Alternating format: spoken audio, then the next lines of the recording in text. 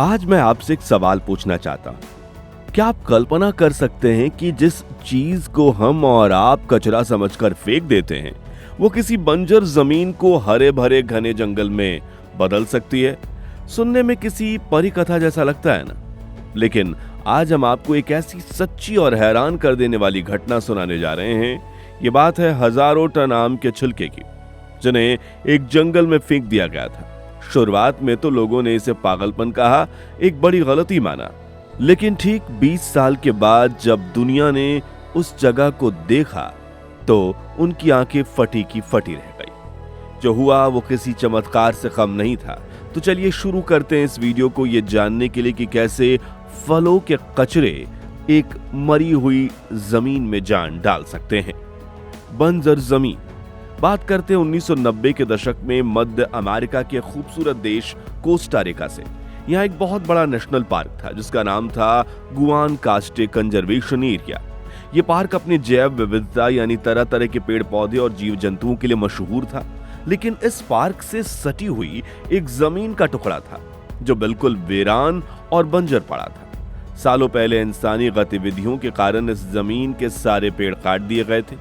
अब वहां सिर्फ सूखी कठोर मिट्टी और कुछ बेकार आक्रामक घासें बची हुई थी। ये घासें इतनी जिद्दी थी कि किसी भी नए पौधे को वहां उगने ही नहीं देती थी। प्रकृति ने जैसे उस जमीन से अपना नाता ही तोड़ लिया था। वैज्ञानिक और इकोनॉमिस्ट इस बात से बहुत चिंतित थे कि इस जमीन को वापस कैसे हरा भरा किया जाए। इसे अपने हाल पर छोड़ देते तो शायद सैकड़ों साल लग जाते। तभी दो अमेरिकी वैज्ञानिक डैनियल जेजेन और विनी हॉलवॉच, जो पति पत्नी भी थे, ये एक बहुत ही अनोखा, कुछ लोगों के लिए अजीब सा आइडिया पेश करते हैं। उन्होंने पास ही में मौजूद एक बड़ी जूस बनाने वाली कंपनी से संपर्क किया। यह कंपनी संतरे और आम जैसे फलों के जूस बनाती थी और रोजाना हजारों टन छिलके और गूदा कचरे के रूप में फेंकती थी। वैज्ञानिकों ने कंपनी के सामने एक सौदा रखा।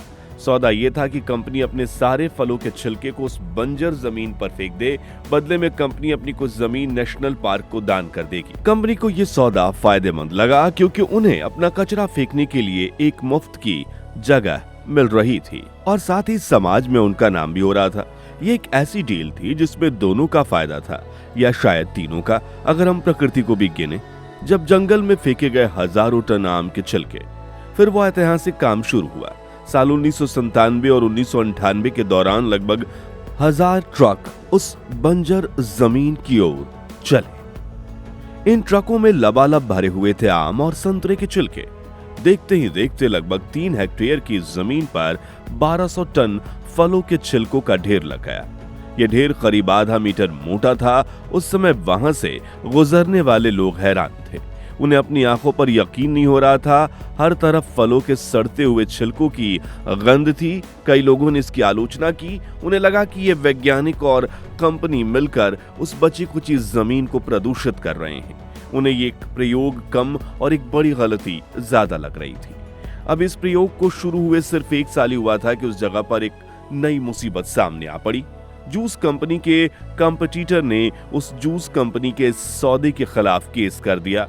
उन्होंने आरोप लगाया कि यह कंपनी नेशनल पार्क की जमीन को गंदा कर रही है और पर्यावरण को नुकसान पहुंचा रही है।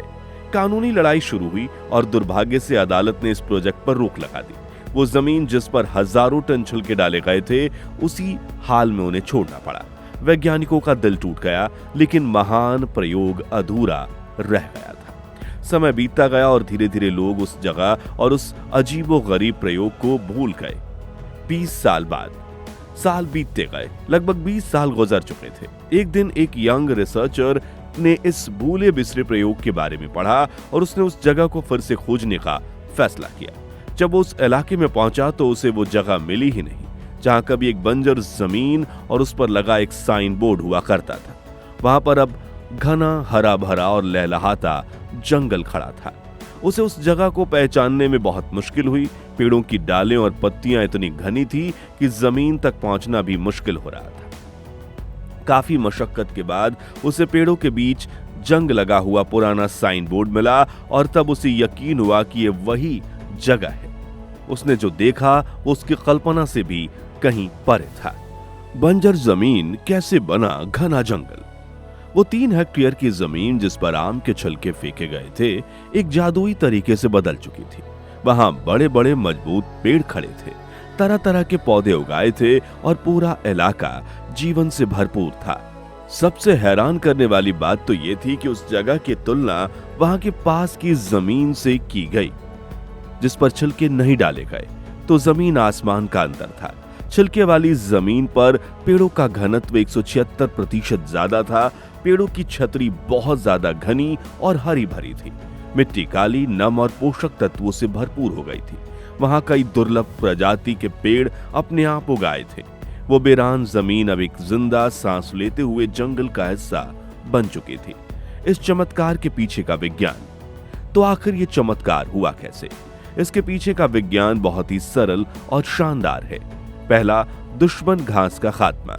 सबसे पहले आम के छिलके की मोटी परत ने उस जिद्दी और आक्रामक घास को पूरी तरह से ढक दिया, जो किसी और पौधे को उगने नहीं दे रही थी। धूप न मिलने के कारण वो घास पूरी तरह से खत्म हो गई। दूसरा, पोषक तत्वों का खजाना।